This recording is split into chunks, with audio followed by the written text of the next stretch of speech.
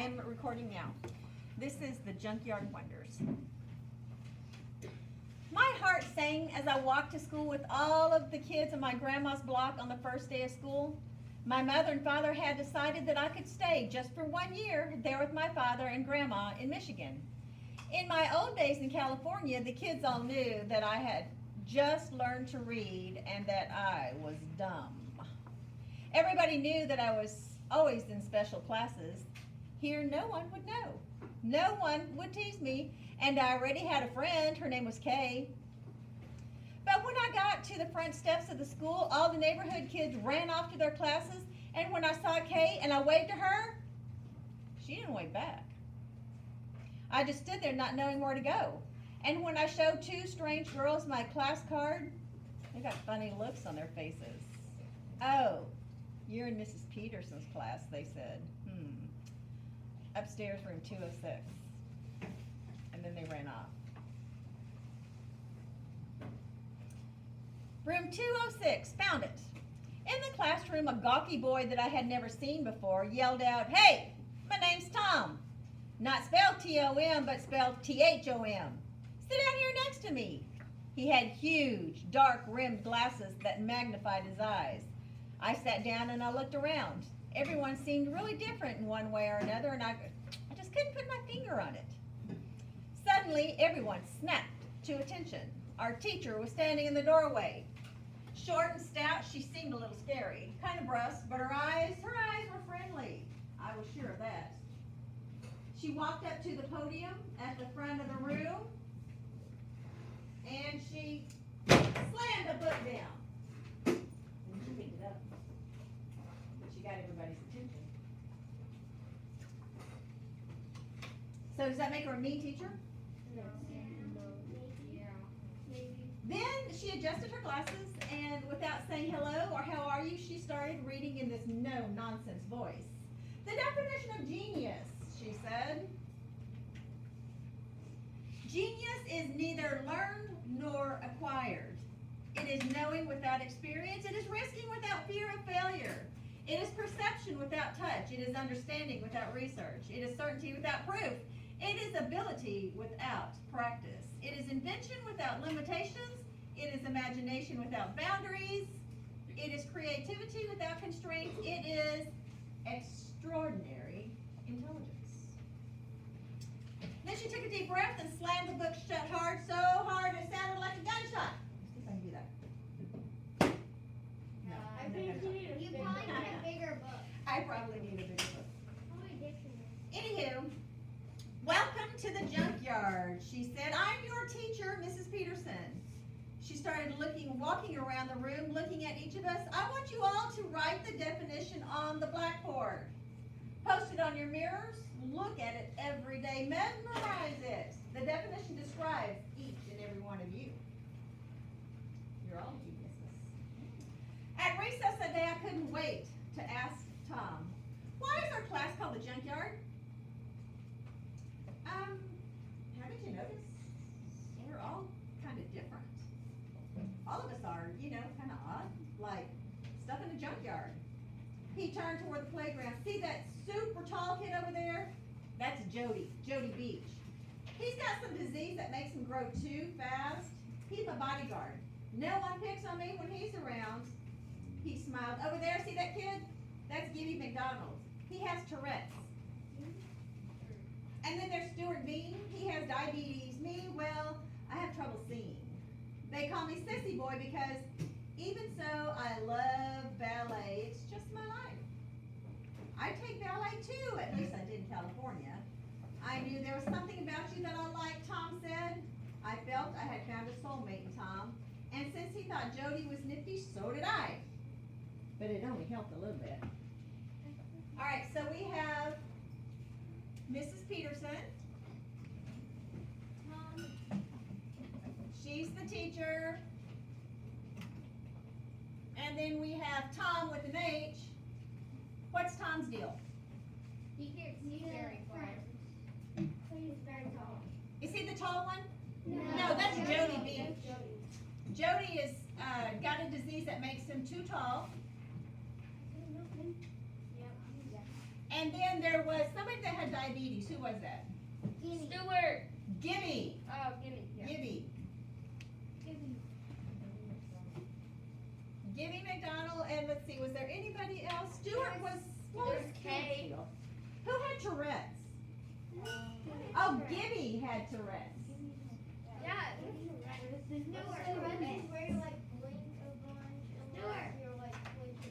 So Gibby had Tourette's, and then it was Stewart who had diabetes. Stewart who had diabetes. Had diabetes. The Junkyard is kind of like a special ed. Well, not special ed, but differences.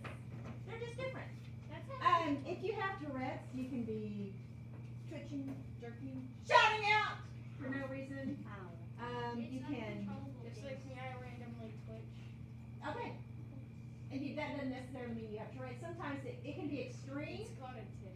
And yes, yes, She might be in there because she just started reading. that's right. Well, did you know that Patricia Polanco, the author of all of these famous books, Is true stories based on. it's a true story based in memories of her life, and she had dyslexia. That's like. That's why she couldn't read until she was in the 5th grade. It took her a little bit longer because remember, she saw things differently. These stories are Mr. Falker. Yes, That's Mr. Falker. yes. So anyway, so the last thing, who took ballet? Who was that? Tom can't see, and he's the one that likes ballet. So does the girl. Yes. Do you know who the girl is? Patricia? Yes. Yes. Patricia.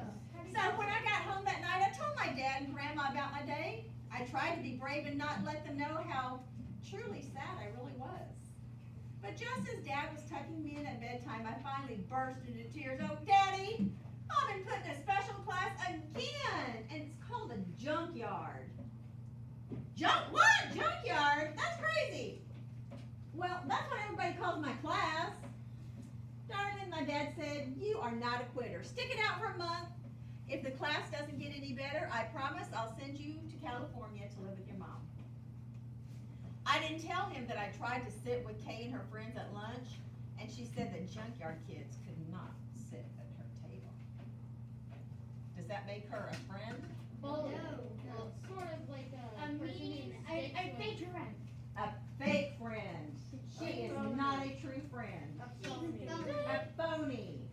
So the next day, Mrs. Peterson arrived in class with a basket full of small glass bottles.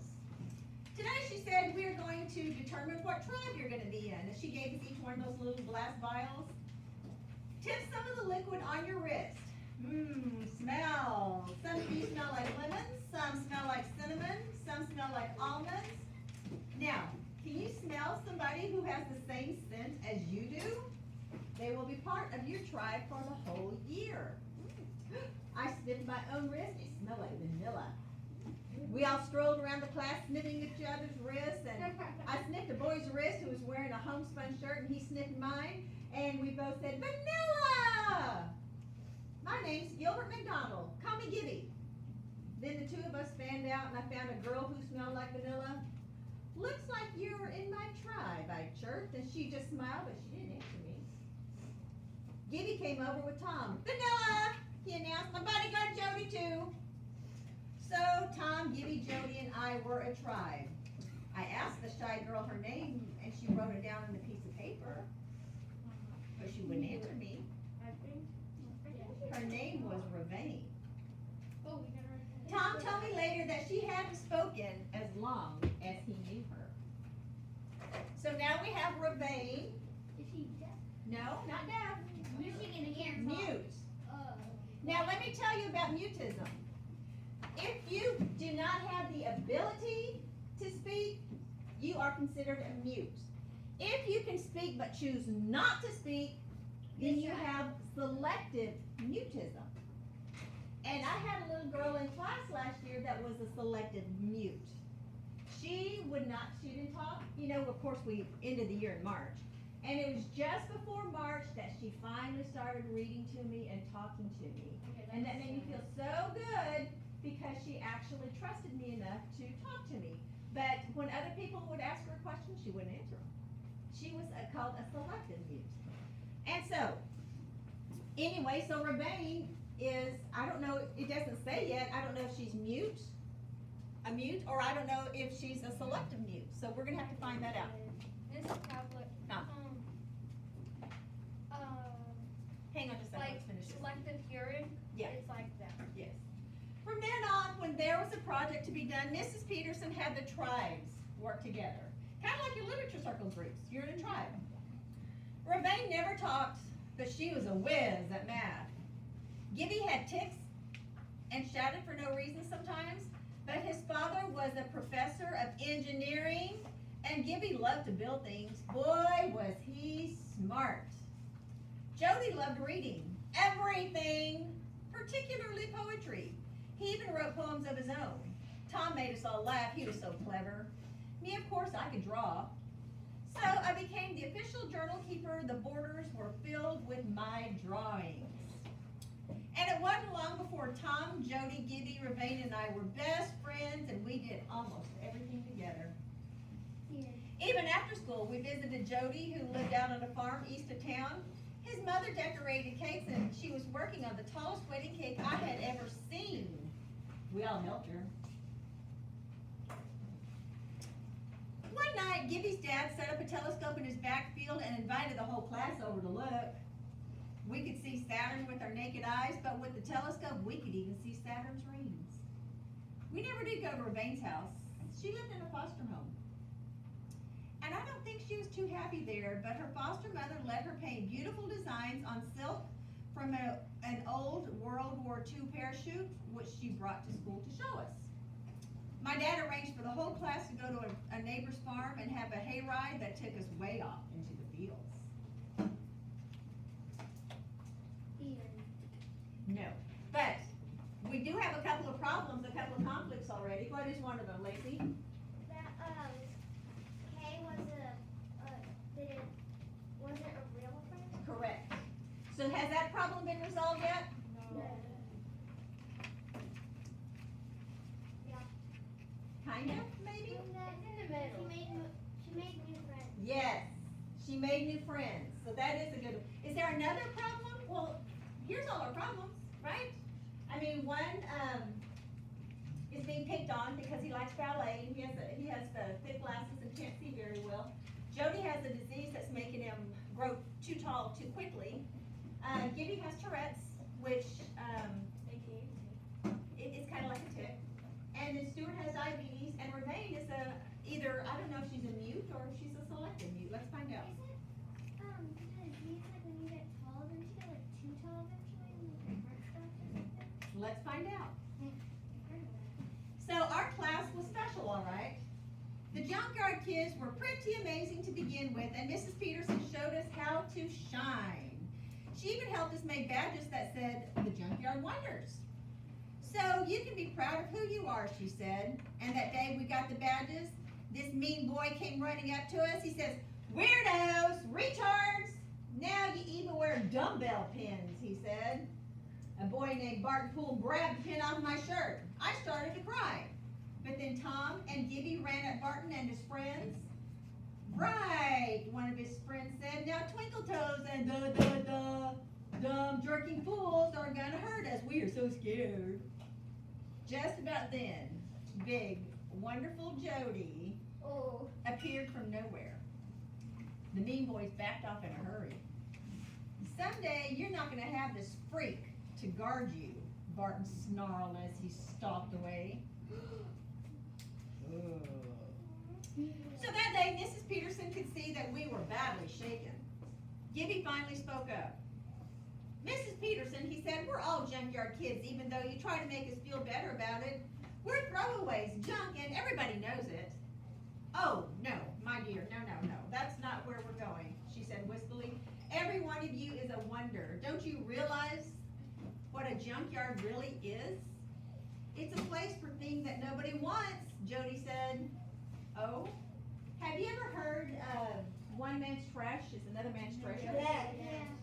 So maybe I throw something in the garbage that I don't want, Let's say it's but Rex Rody pulls it out because, oh, that's just what I was looking for. When my daughter lived in California, she lived on a military base. And so they had a place where it was up and down the street, where if you had something that you didn't want anymore, you could go and put it on that street, and if somebody needed it, they could come and take it. Wait, was she in the military? Her husband is.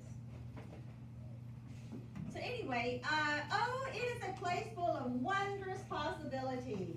What some see as bent and broken throwaways are actually amazing things waiting to be made into something new, something unexpected, something surprising. We all look very impressive. All right, class, get your coats. We're walking to the Melbourne Beach Junkyard right now, she explained. So where is the setting of this story so far? At school. At school. And now they're heading over to the junkyard. Don't you have to be 18 or older to go to a junkyard? Because like, dinosaurs fall on you. Well, this was a long time ago, so rules are different back then. I've right? been to a junkyard before. So at the junkyard, Mrs. Peterson stopped us. Now, get into your tribes, then collect everything that you think, listen to this, collect everything that you think could be made into something new. Remember, Wonders, here's your chance. Forget what the object was, imagine what it could be. And each one of the tribes set off across the junkyard collecting wheels, doors, handles, latches. We vanillas hadn't gotten just the right junk though until almost the end of our visit. As Jody, Rebane, Tom, and I were climbing over our last pile of assorted junk, Gibby called to us. He was standing under a shed roof looking up. There, hanging from the roof strut, was an old wrecked model airplane. Gib, that's just an old torn-up plane, Tom said, turning to leave. No, Gibby said, it's a beauty and I can see it. We're going to rebuild it into something bigger, better, something wonderful, something that will defy gravity itself. This plane is going to fly all the way to the moon. There was so much wonder in his eyes that we knew that we had to get it. So there's the model airplane that somebody had thrown away because they thought it was junk. That looks really cool. And yet this particular tribe seems to think that there might be something better for that plane. It actually looks Rocket really cool. ship. Well, they don't make them like they used to, that's for sure. Yeah. So, for the next few weeks during the last hours of our class time, we worked on our new inventions. As we hammered and sawed and cut, Mrs. Peterson read to us Great Expectations, David Copperfield, and sometimes even poetry. Who likes poetry?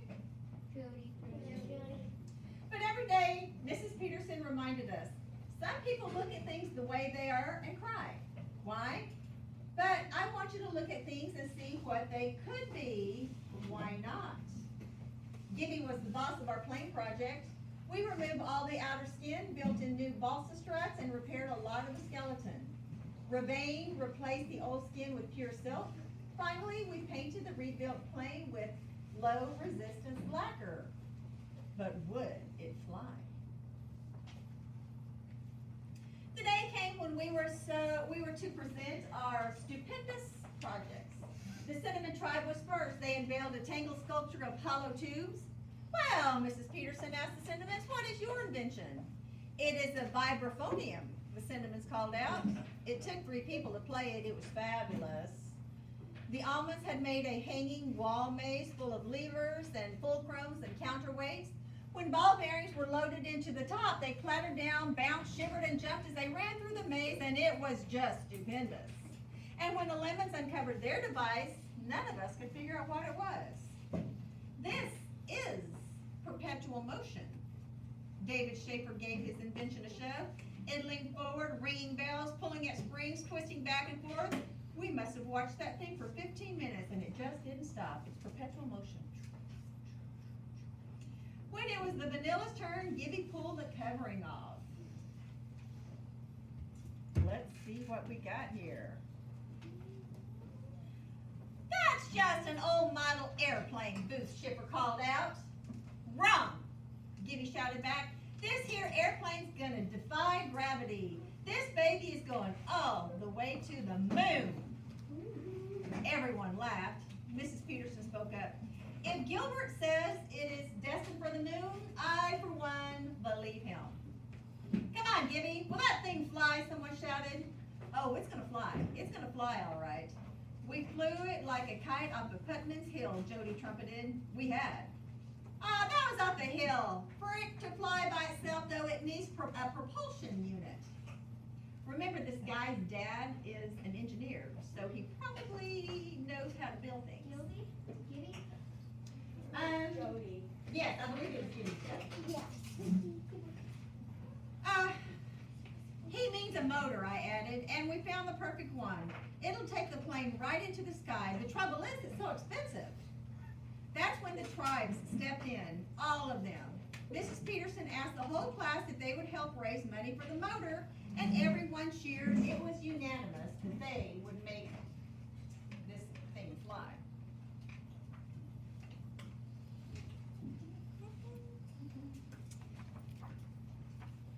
So for the next several weeks, all of the moms made cakes and cookies, and they sold them at bake sales. Our dad sponsored car washes. All of us junkyard kids used things that we had gotten from Mr. Beach's and had made gadgets to sell. By that spring, we had made enough money to buy that perfect motor. The next thing to do was set a date for launch. Not lunch. Launch. Not lunch. The next thing, we wanted everyone to see it at school. That's when Gibby thought of the school science fair. Perfect, Jody said. He had started missing school a lot. He wasn't feeling very well. When he was there, Ravane was at his side. Sometimes she even helped him climb the stairs. We would launch it over from the school roof and it would fly right over the field where the fair is, and the class just cheered. Maybe, Mrs. Peterson said, but wait, this magnificent airship has to have a name. Everyone started calling out names like the Fabulous Flyer and the Windy Wings. Jody stood up. He sure looked pale. I think she needs to be called the Junkyard Wonder. I mean, because we made it out of junk, and it's ours. It's our Junkyard Wonder. That plane is us. Think it's gonna fly to the moon? It's gonna fly high, but not to the moon. Let's see. Yeah, the moon It was just a week later when Mrs. Peterson was late. She was never late. Her eyes were red and she looked sad. Jeffrey, do you know why? I do. Okay, no. I have never read. What, we can infer that maybe she was crying? Yes. Please sit down. I have some very, very bad news, she said. We lost Jody Beach last night. He passed away in his sleep. And then she put her face in her hands and cried. How? I managed to sputter. Ravane and I were holding hands. Jody had a disease that made his body grow faster than it was supposed to. It just kept growing and growing so fast that his little old heart just couldn't keep up and it gave out, Mrs. Peterson said. Oh, later that day, the whole class went down to the woods behind the school to collect flowers and to remember Jody. Now, I know what the plane has to be called, a voice called out. Do you know whose voice that was? Ravane. At first, we couldn't figure out who was talking. Then, to our shock, we realized it was Ravane. None of us knew she could even talk. He wanted it to be called the Junkyard Wonders, she said. That's what it's going to be. Tears rolling down her cheeks. All of us agreed. So we don't consider her a mute. We consider her a what? Selective mute. And what made her finally decide to talk, Gage?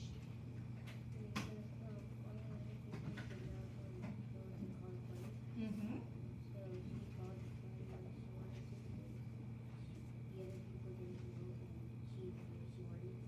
Okay.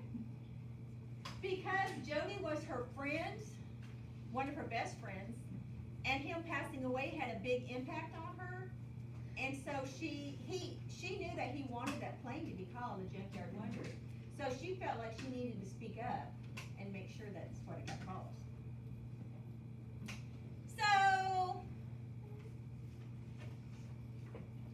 Gibby's dad mounted the motor on the machine and placed it on a table at the back of his workshop. When he saw it, we all gathered around it. It was so beautiful. We tried it out more than once from the hill at the back of Gibby's house. It seemed to work, but would it work from the roof of the school on a fair day? And would we even get a chance to try it? And the stairway to the roof was always locked up. Maybe Mr. Weeks, the janitor, he could help us get to the roof? I think he will, Mrs. Peterson said, but it'll have to be a secret. So the day before the fair, we could hardly contain ourselves. We were so excited. Would the newspapers be there? Scientists from a nearby university? Oh, we huddled together out on the playground, chatting about our plans for the launch.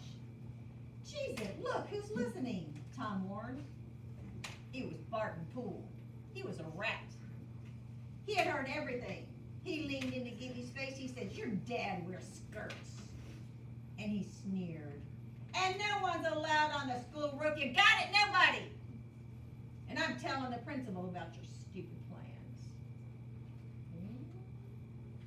I told you he was a rat. Yeah, snitches get stitches, man.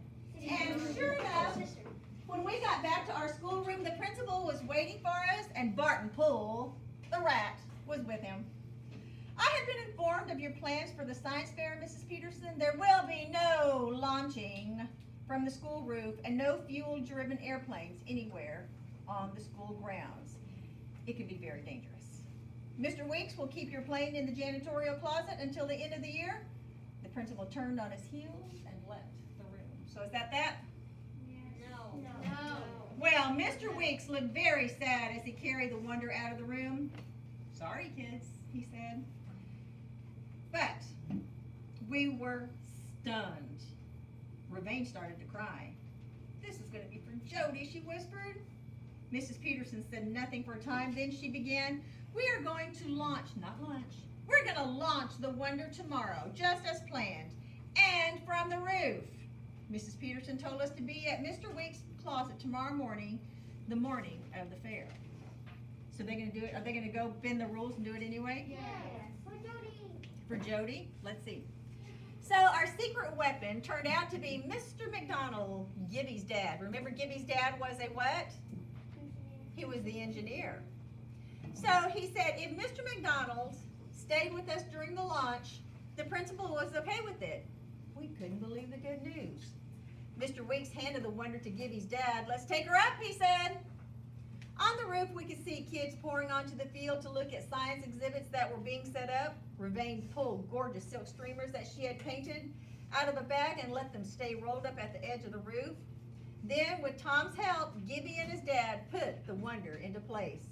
They carefully connected the engine to a car battery, then primed the pump to deliver the fuel from the tin sitting next to it into the engine. Now, not everybody's going to know how to do that, right? It took a special person to be able to do that. So are these special people? Are they dumb people? No. They each have their own little what? Special ability. They're kind of extraordinary too. Not Isn't that what Mrs. Peterson said? Yeah, What does she not call them? because of their disease. They're so Wonders. She actually called them geniuses. Remember?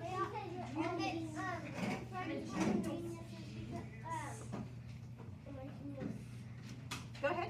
The girl that is about calling her friends geniuses because they are geniuses. It's just that they have special things about them. That's right. So we all stood back and watched. Maybe it'll go all the way to, to Lansing, I speculated. Maybe even to Detroit, Todd said. Maybe around the world, Ravane whispered. Nope, Gibby said. This baby's going all the way to the moon.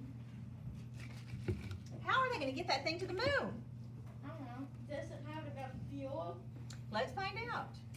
So when the whole school assembled on the field, Mrs. Peterson signaled Gibby's dad to begin the countdown to start the engine. Mr. McDonald knelt in front of it while Gibby held the plane still, spinning the propeller over and over again. But the engine wouldn't catch on. We held our breath. "Pump the intake again," Mr. McDonald said to Gibby. He asked some of the boys to hold on to the Wonder and you have to let it go at just the right moment or it'll bank left or right. You got it? You understand? He spun the propeller a few more times, and then with a loud bang and a roar, the propeller started spinning and blue puffs of smoke came out. Somebody in the field yelled and everybody looked up at the roof. That was when Ravane unfurled her banners down the side of the building. Almost to speed, Gibby's dad hollered. 10, 9, 8. When we got to 1, Mr. McDonald hollered, let her go. The Junkyard Wonders shot out of everybody's hands and it was airborne. First it went out over the field, then as suddenly as it started, it sputtered and seemed to stall, and then the engine roared to life again with a noise that was deafening. The Wonder's nose pointed straight up, straight toward the sun. We all ran to the wall of the roof and watched breathlessly as it streaked through the cloud cover, then appeared above, ever skyward, straight to the stratosphere. We all watched until it became a speck in the sky, and we couldn't see it anymore. Even though the science department from the local university was there along with the school board and the newspapers, for all of us, it was only Mrs. Peterson that mattered, and Jody. Tears glistened in Mrs. Peterson's eyes as she watched the Wonder climb into the heavens. Like I said, Gibby whispered, that baby's going straight to the moon. Now listen to this. This is the important part. This is where we're going to get all of our, or some of our answers. Listen to this. Mrs. Peterson has always been with me all these years, and so have those in my tribe. Tom,